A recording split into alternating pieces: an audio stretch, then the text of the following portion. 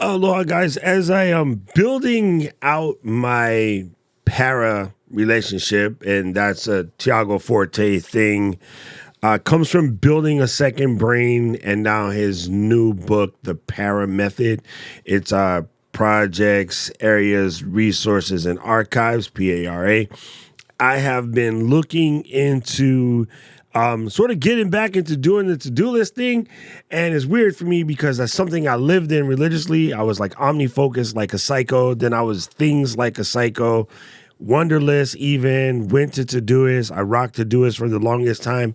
And then I was like, I kind of got to give up on the to-do list because it was a little messy. But then now with the way I capture so much information and I have so many tasks and responsibilities again, not just purely freelance any longer, not running the wood shop. I guess for me at the wood shop, I didn't really need the to-do list. But now that I am in my content creation game, handling eCam clients, handling personal clients, and even starting to get into some higher end clients, I needed to get back to my to-do list type situation. So I go dive back into this, and it turns out the program that was Things that I really loved back in the day has come a long way, and it is pretty legit. Also turns out that Todoist has grown up a lot since I left it, but the modern beauty on the block is something called TickTick. And so what I think, the way I'm going to handle figuring out which one I want is I'm going to give them each 30 days to kind of see how I like them.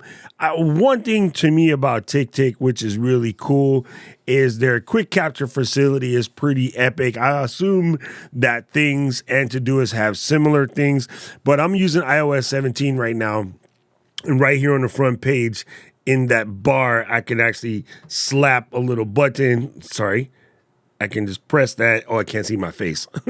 When you press that, it pulls up the thing. I can quick capture on the fly. And I'm going to be trying to figure out ways that I can add things to the list using some transcription and shortcuts on Mac, things like that. I know that Things 3, I'll say Things 3 because when I often say things when I talk, Things 3 has a lot of shortcut capabilities, and so does Todoist as far as iOS shortcuts. So as I dive into these, I'm super curious what you guys are using, anything I should be looking out for. Am I missing an app that I should probably check out? And who amongst our crew has found a good way to add things to your to-do list simply by voice? Because I think for me, that's going to be the fastest way, especially if I can drop them in on the watch. I believe Todoist and Things and TickTick all have Apple Watch compliments. And to be honest, hella excited for next week in case Apple drops a new watch. I'm sitting on the Series 7.